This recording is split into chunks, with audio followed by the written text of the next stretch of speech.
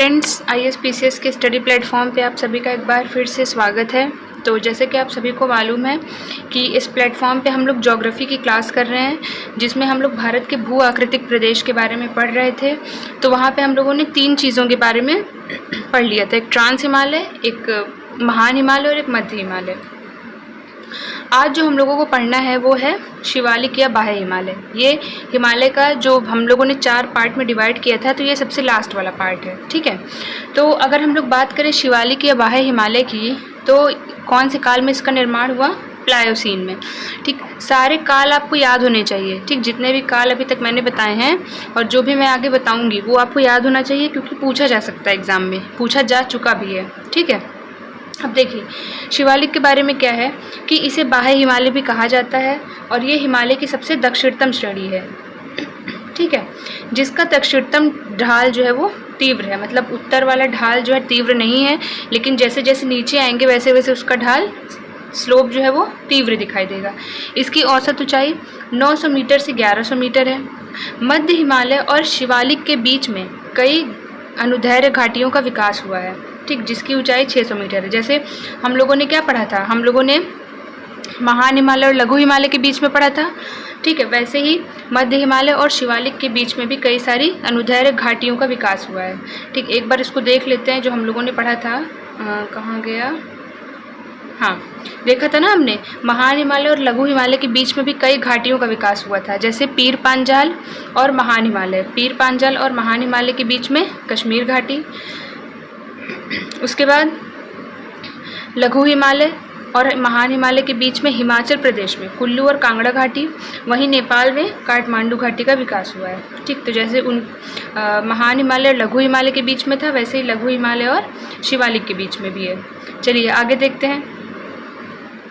हाँ, फिर शिवालिक एक सतत श्रेणी है, इसको भी ध्यान रखिएगा, एक कंटिन्यूअस श्रेणी है। ठीक, पंजाब से अरुणाचल प्रदेश मतलब ब्रह्मपुत्र घाटी तक इसकी लंबाई और ऊंचाई आपको ध्यान रखना, क्योंकि पूछा गया एग्जाम में। ऊंचाई याद रखिएगा 900 से 1100 मीटर और लंबाई याद रखिएगा 2400 किलोमीटर। तो इसको कई स्थानीय नामों से, जैसे अभी हमने देखा था ना कि लघु हिमालय को अलग अलग जगह पे अलग अलग नामों से जाना जाता था, तो वैसे ही शिवालिक को भी अलग अलग जगह पे अलग अलग नामों से जाना जाता है। जैसे जम्मू कश्मीर में जम्मू पहाड़ी, हिमाचल प्रदेश में शिवालिक, उत्तराखंड में डुंडवा श्रेणी और नेपाल में चुड़िया मुड़िया। ठीक, तो ये भी हो सकता है एक तरफ नाम दे दे, एक तरफ स्टेट दे दे, मिलाने को पूछ दे। यह हो सकता है कि बोल दे कि चुड़िया मुड़िया किसका नाम है। ठीक, तो शिवालिक का नाम है। अब देखिए तीस्ता नदी किसकी सहायक नदी है? ब्रह्मपुत्र की। तीस्ता नदी के किनारे पर यह श्रेणी थोड़ी सी विखंडित दिखाई देती है, क्योंकि नदी है तो नदी क्या करेगी? श्रेणी को काटेगी। ठीक है, तो उसका अपर्दन होगा, तो यहाँ पे ये थोड़ी सी विखंडित दिखाई देती है तो सतत, लेकिन इसके पास थोड़ी सी विखंडित दिखाई देती है। शिवालिक श्रेणी का विस्तार अरुणाचल प्रदेश में छोटी छोटी पहाड़ियों के रूप में हुआ है। ठीक है, क्योंकि वहाँ पे नदियाँ ब्रह्मपुत्र और उसकी कई सारी सहायक नदियाँ बहती हैं, तो इसलिए ये वहाँ पे छोटी छोटी पहाड़ियों के रूप में है, जो पश्चिम से पूर्व मोस्ट इम्पॉर्टेंट। ठीक, जो मैं इम्पॉर्टेंट बताती जाऊंगी उसको आप लोग थोड़ा ध्यान से देखिएगा। क्या है? दक्षिण से अगर उत्तर देखें तो सबसे दक्षिण में है डाफला, मिरी, अबोर और मिसमी। उत्तर से देखेंगे तो वही मिसमी, अबोर, मिरी और डाफला। ये कहाँ पे हैं? ये चारों की चारों जो पहाड़ियाँ हैं वो अरुणाचल प्रदेश में है। अगर आप लोग मैप लेके बैठेंगे और उसमें देखते चलेंगे तो बहुत अच्छा होगा। ठीक है, शिवालिक श्रेणी का निर्माण अवसादी चट्टानों से, ठीक, अवसादी चट्टानों से बने होने के कारण यहाँ अपर्दन। अवसादी चट्टान क्या होती हैं?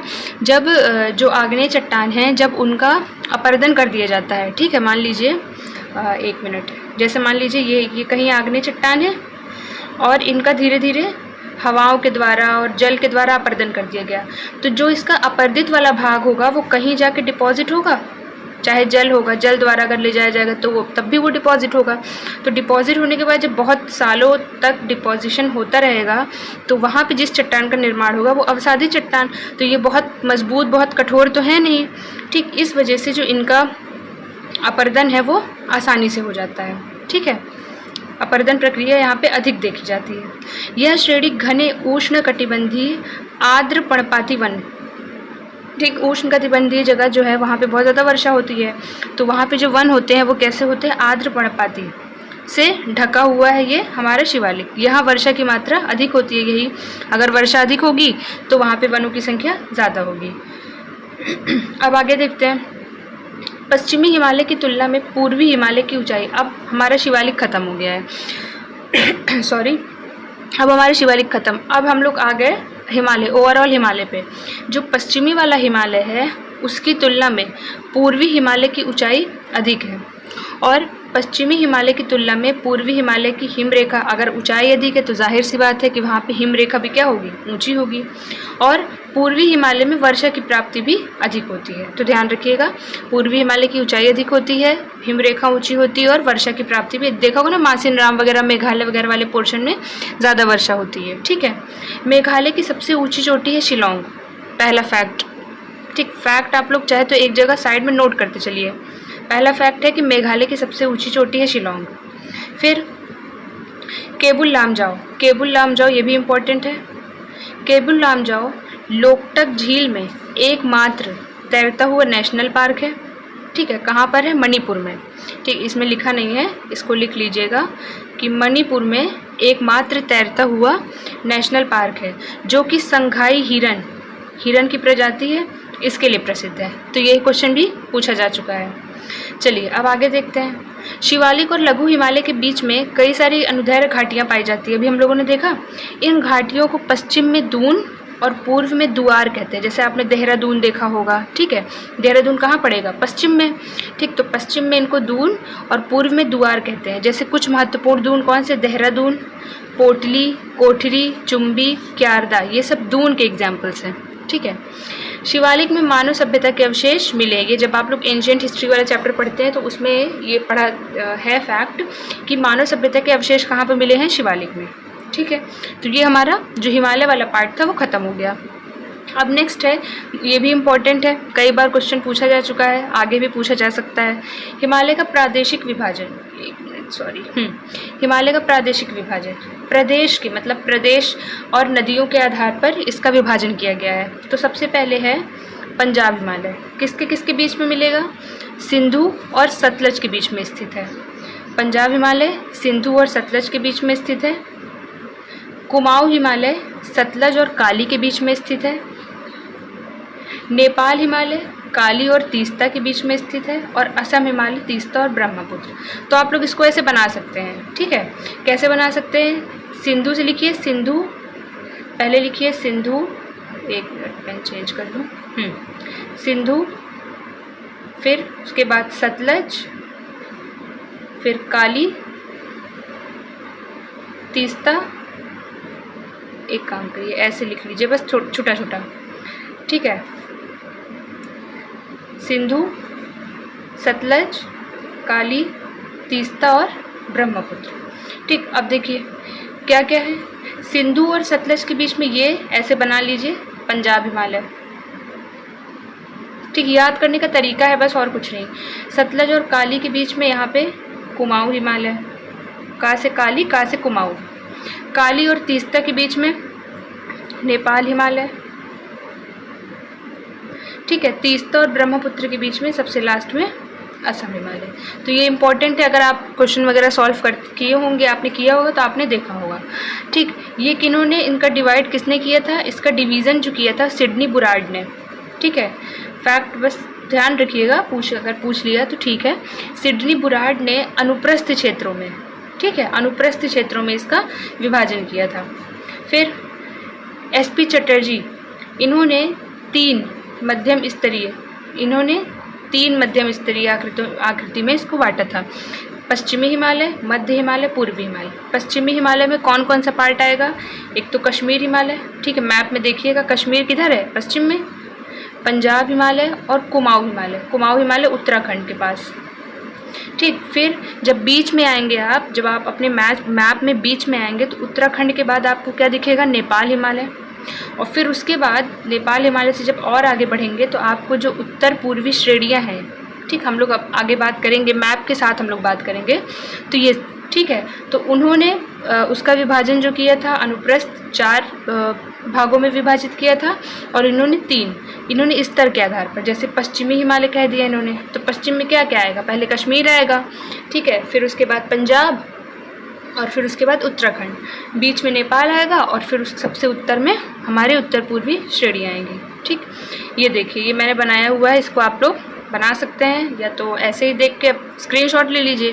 पंजाब हिमालय, कुमाऊं हिमालय और नेपाल हिमालय, असम हिमालय। देखिए अब इसमें एक चीज़ ये ध्यान रखिएगा कि सबसे ज़्यादा चौड़ा नेपाल हिमालय, देखिए सबसे ज़्यादा चौड़ा नेपाल हिमालय है और सबसे कम चौड़ाई है कुमाऊं हिमालय की। तो हो सकता है कि ये आपको सीक्वेंस में दे दे कि इसको चौड़ाई के हिसाब से क्रम में लगाइए। तो सबसे चौड़ा होगा नेपाल हिमालय, उसके बाद असम हिमालय, उसके बाद पंजाब हिमालय और सबसे कम कुमाऊं हिमालय। नेपाल हिमालय, असम हिमालय, पंजाब हिमालय और कुमाऊं हिमालय। ठीक, अब कुछ नोट यहाँ पे लिखा हुआ है। मेघालय की सबसे ऊंची चोटी हमने देख लिया, शिलोंग के केबुल लामजाओ भी देख लिया, ये 2 बार लिख गया है। ठीक है, अब देखिए यहाँ पे जो अभी हम लोगों ने पीछे जितनी सारी चीज़ें पढ़ी थी ना कि मध्य हिमालय को कहाँ कहाँ पे किस किस नाम से जाना जाता है और शिवालिक को कहाँ कहाँ पे किस किस नाम से जाना जाता है। तो जैसे आप जब साथ में कोई चीज़ें पढ़ते हैं तो उतना नहीं याद हो पाता है, तो इसलिए जब उसको अलग लिख लेंगे तो आपको क्या होगा, याद हो जाएगा। तो देखिए अगर हम लोग मध्य हिमालय की बात करें तो मध्य हिमालय को जम्मू कश्मीर में पीर पांजाल के नाम से, हिमाचल प्रदेश में धौलाधर, उत्तराखंड में मसूरी नागटिब्बा, नेपाल में महाभारत और भूटान में ब्लॉक माउंटेन के नाम से जाना जाता है। ठीक, फिर अगर हम लोग शिवालिक की बात करें तो जम्मू कश्मीर में जम्मू पहाड़ी, हिमाचल प्रदेश में शिवालिक, उत्तराखंड में डुंडवा श्रेणी और नेपाल में चुड़िया मुड़िया। ये यूके का मतलब यूनाइटेड किंगडम मत समझ लीजिएगा, ये यूके का मतलब है उत्तराखंड। ठीक है, शॉर्ट फॉर्म में है उत्तराखंड। ठीक, अब यहाँ देखिए कुछ ऊंची चोटियाँ यहाँ पे ओवरऑल मैंने इसको भी लिख लिया था। इसमें क्या है, महान हिमालय की सबसे ऊंची चोटी का नाम है माउंट एवरेस्ट, उत्तराखंड की नंदा देवी, मेघालय की शिलोंग, अरावली श्रेणी। अभी हम लोग जब श्रेणियों के बारे में अलग से पढ़ेंगे तब देखेंगे उसमें, लेकिन आप लोग इसको एक जगह नोट करके याद करते रहिए। अरावली श्रेणी की सबसे ऊंची चोटी गुरु शिखर, विंध्यन श्रेणी की सद्भावना चोटी, सतपुड़ा श्रेणी की सबसे ऊंची चोटी धूपगढ़, पश्चिमी घाट इम्पोर्टेंट है ये, इसकी सबसे ऊंची चोटी कलसुबई और अनाईमुडी, और पूर्वी घाट की आर्मकोंडा और सितम्मा। ये दोनों चीज़ पूछा गया है। ठीक, ये इसको इम्पोर्टेंट है। तो ये हमारा क्या है, हमारा जो भारत का भूआकृतिक प्रदेश था वो कंप्लीट हो गया है। ठीक, तो कल से हम लोग ये सब इनके बारे में पढ़ेंगे, ये जो श्रेणियाँ हैं इनके बारे में पढ़ेंगे या तो नदियाँ पढ़ लेंगे। ठीक है, दोनों में से जो भी टॉपिक ठीक लगेगा उसको स्टार्ट कर देंगे। तो आप लोग इसको अच्छे से पढ़िएगा, रिवीजन करिएगा। पूरा जो स्टार्टिंग किया था हमने भारत के भूआकृतिक प्रदेश, इसको फिर से रिवाइज़ करिएगा। रिवाइज़ करके अगर आपको अपना खुद का नोट्स बनाना होगा नोट्स बना लीजिएगा। जो जो फैक्ट्स मैंने बताए थे इंपॉर्टेंट उसको भी नोट कर लीजिएगा। Thank you.